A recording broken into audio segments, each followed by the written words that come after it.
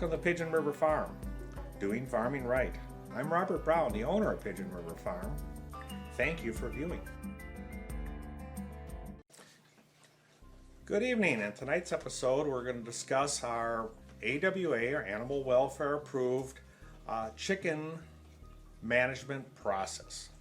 Things we need to do here to make sure that we stay in compliance with the rules that are put forth by A Greener World, the parent company of our certification, Animal Welfare Approved.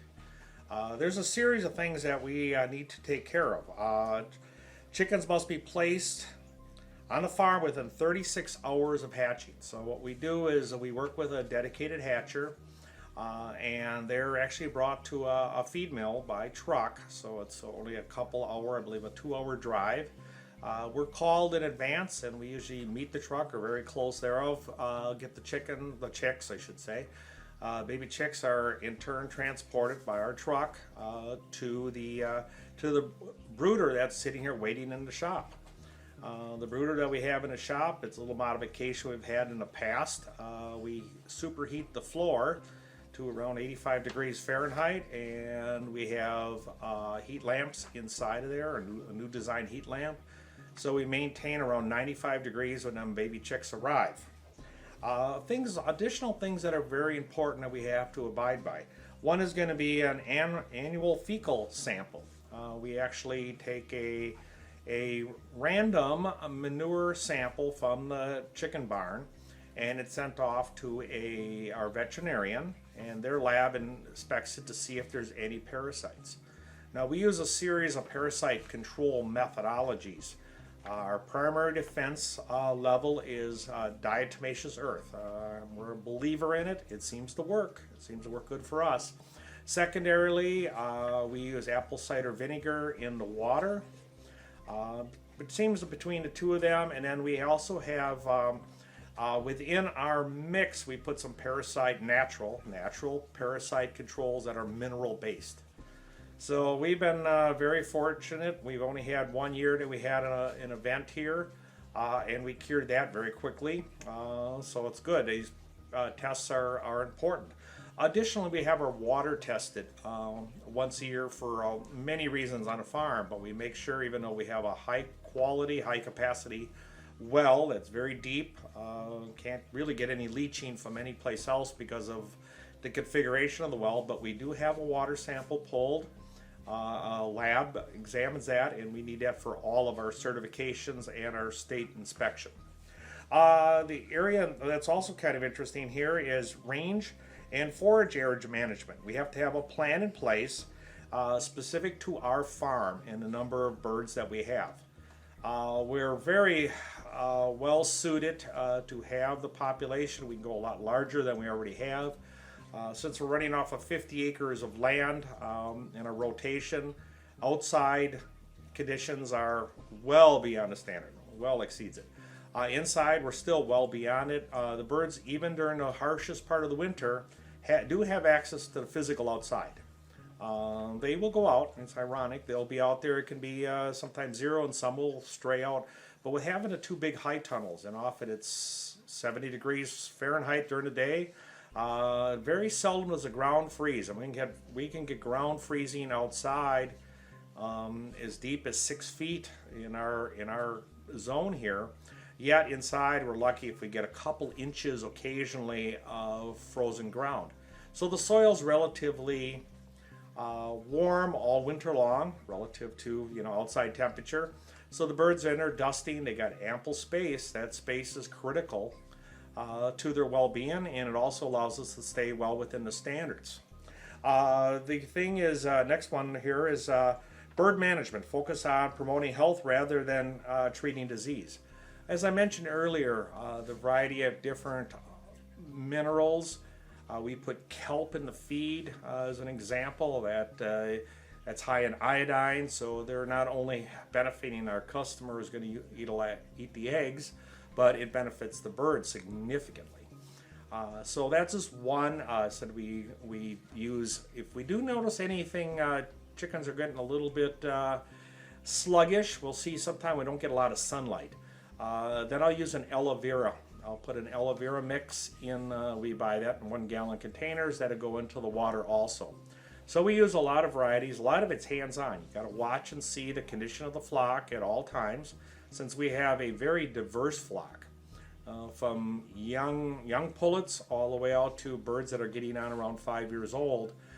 We can have a lot of different health dynamics. So again, watchful eye really benefits. One of the things too is they have to have free access to clean, fresh water. We've tried a lot of watering methodologies over the years with mixed results. We finally settled on a system that we've used, an outside cattle watering system, an insulated one that we can maintain very well. The birds are not allowed to poop in it because of the way it's designed. The birds drink out of it, they all take their turn, there's never a rush for it. It's open 24 hours a day, so that has really been beneficial. The next thing we have is the source of calcium must be provided for the layers.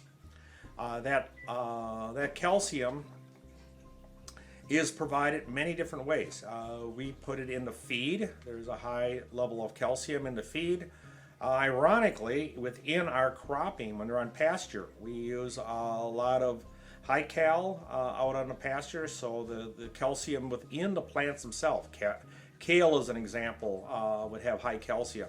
And then we use oyster shells as an additional methodology. So we kind of hit this one to get the eggshells just right, variety of different ways. Additionally, we need to have a grit. How chickens work is to grind up the feed that they consume is within their crop. The crop needs to take in little stones, think about little gravel stones, little ones, absolutely small, a little bit larger than sand. And that allows them to grind up everything they're eating. If it's going to be a kernel of corn or they nibbled a plantain leaf, they need to be able to grind it up so they can digest it. So we use, it's a mix of grit that is actually made out of a hardened stone. It's a granite-based material, and that allows the birds, it's a commercially available product. It's all clean and polished, and it really does an excellent job. We've used it for decades. Also, we need to keep track of everything that we feed. So our complete feed ration that we have now outsourced. We were originally doing that all in-house, but now we've outsourced it to an awesomely nice Amish gentleman that runs a feed mill in our township here. And so I sold him our equipment, and we actually now have him do it, simply because I run out of time. So it's worked out very well. So we have a ingredient list. Example, we use fish emulsion, or we use fish. We actually use kale, like I mentioned. We use alfalfa. So there was the fish meal with their alfalfa. We have an oats that is organic. We try to avoid glyphosate at all costs. We use a transition organic or semi-organic corn in there. We use sunflower that comes from a local sunflower extruding facility that does organic sunflower oil. Again, we got to have tags for all that. Additionally, for all our minerals, we have a custom mineral pack that goes into the feed. That also we have to have a tag. And then any other ingredients, like the things I mentioned about for the water, all need to have paperwork that goes with it. So we take due diligence and making sure that we identify each ingredient that the birds are exposed to or given. And then during our audit process, the inspector comes through, we show tags, and that's one of the requirements, is that we actually show the tag from anything commercially purchased in or farm documentation of where the ingredients have come from. So that means transparency is critical. So our animal welfare approved model and a certification has treated us very well. There's a lot of work. Space per bird. The layers require 1.8 square feet of space, or 0.16 square millimeters. of space for the layers. Now we exceed that by many times, but it's something to know. I mean, we can't do the chicken concentration camp model under this. There's just no way. So if you see the animal welfare approved product out there, remember that it's going to be in a humane environment. Their standards are very high, and just by the standard, you could not get by with what you see with commercial eggs.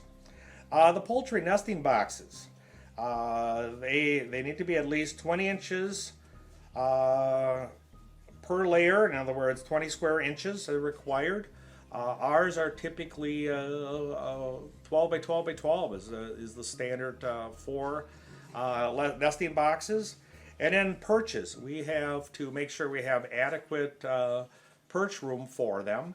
And that's true both so we have double standard here. We have to have it for our winter system and the layer barn, and then we need to duplicate that in a mobile environment on our chicken mobile. And so it's pretty easy within the confines of the building, but on our chicken mobile we have to utilize a lot more optimum of space. We use a chopper wagon. It's 8 feet wide and it's 16 feet long, so that's done with a series of roosts. And in turn, the outriggers we have on the sides, they protrude out 4 feet by 16 on each side, and they have roosts up above also.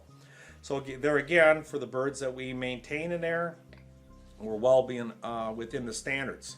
It takes a little bit of a detail. There's also a requirement for outside access.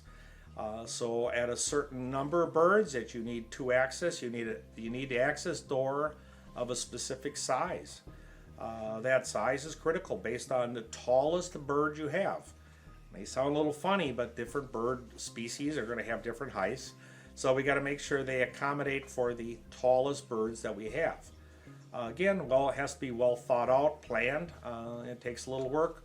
But for farms that want to get into the certification, it's treated us well.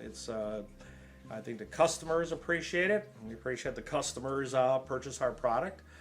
In turn, it gives you a set of ground rules to do it right. So our big strategy here is doing farming right and working with a greener world with the animal welfare approved certification is kind of the perfect marriage. Well, I want to thank you and have a great evening.